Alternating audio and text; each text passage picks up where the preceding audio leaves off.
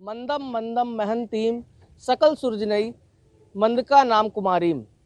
ये श्लोक आदि गंगा कही जाने वाली गोमती नदी की विशेषता बताता है। इस वक्त हम गोमती नदी में हैं, एक नाव में हैं और हमारे साथ समाज सेवी हैं रिद्धि गौड़ जी।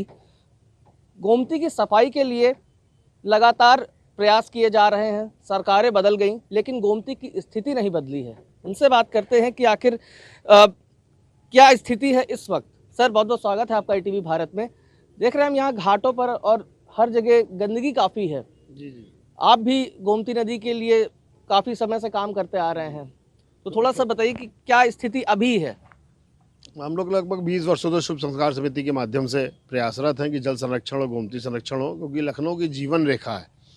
हम लोग गोमती की विशेषता बताएं तो लखनऊ की ये विश्व की दूसरी नदी है, जो लखनऊ की लंदन की टेम्स जो लखनऊ की गोमती, जो एक शहर को 2 भागों में विभाजित करती है।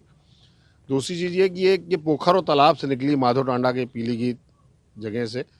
बाकी सारी नदियाँ पहाड़ों से निकलती हैं जहाँ ग्लेशियर गलते हैं। 2001 में ज़रूर ईमानदारी से श्रद्धेय अटल बिहारी वाजपेयी जी के समय, टंडन जी के समय काम हुआ, जब इसकी ड्रेजिंग कराई गई। इसके नीचे से सिल्ट निकाल करके बालू निकली। उसके बाद से आज तक 20 साल से ईमानदारी से काम नहीं हुआ। सारी जो योजनाएं बनती हैं वो AC कमरों में बनती हैं, अधिकारी नेता सब बैठ करके। और सबसे विडम्बना ये कि 3500 करोड़ रुपए खर्चा होने के बाद गोमती की हालात ये है। लेकिन बात की जाए तो जब उत्तर प्रदेश में योगी सरकार आई और केंद्र सरकार के द्वारा भी नमामि गंगे परियोजना शुरू की गई, इसे आदि गंगा कहते हैं गोमती नदी को, ये उसकी एक सहायक नदी है। तो आखिर क्या कमी आ जा रही है, कहाँ पर? क्योंकि 2017 में भी शुरुआत हुई थी साफ सफाई की, अब ऐसी क्या कमी आ जा रही है? आदरणीय योगी जी आए हैं। एक्चुअली ये सब रिवर फ्रंट की जांच चल रही है, जो पुरानी सरकारों में काम हुए उन सब की जांच चल रही है।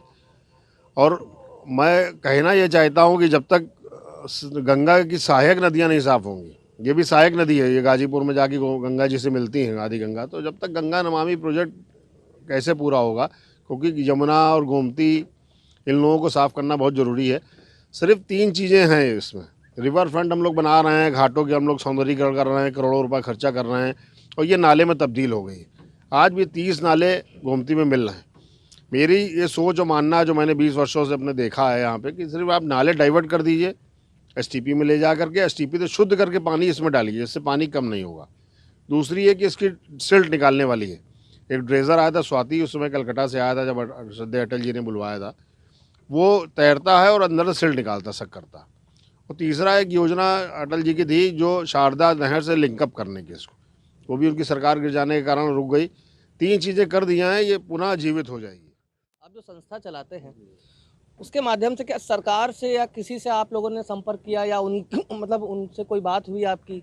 लगातार मैं लिखता रहता हूँ। आदरणीय मुख्यमंत्री जी के पोर्टल पे मैंने लगातार लिखा। विडंबना ये है कि नगर विकास को लिखता हूँ तो कहते हैं सिंचाई विभाग को लिखिए, सिंचाई विभाग को लिखता हूँ तो कहते हैं सेतु निर्माण निगम को लिखिए, सेतु निर्माण निगम को लिखते हैं तो कहते हैं LDA को लिखिए, लखनऊ का प्राधिकरण देख रहा है। आदरणीय योगी जी के पोर्टल पे काफ़ी समय से लिख रहा हूँ, पर वो सभी समस्याएँ सिर्फ कागजों पर निस्तारित कर दी जाती हैं। बिल्कुल, ये थे हमारे साथ रिद्धि गौड़ जी, जो लगातार गोमती नदी की सफाई के लिए पूरी टीम के साथ वर्क कर रहे हैं। वहीं अगर बात की जाए तो 3500 करोड़ रुपए पिछले 20 सालों में इसकी सफाई को लेकर के अब तक खर्च हुए हैं, लेकिन अभी भी गोमती की हालत में कोई सुधार नहीं है, जो कि लखनऊ की जीवन रेखा कही जाती है। अब ऐसे में देखने वाली बात होगी कि कब सरकारी दावे कागज़ से ज़मीन पर उतरते हैं। योगेश मिश्रा, ITV भारत, लखनऊ।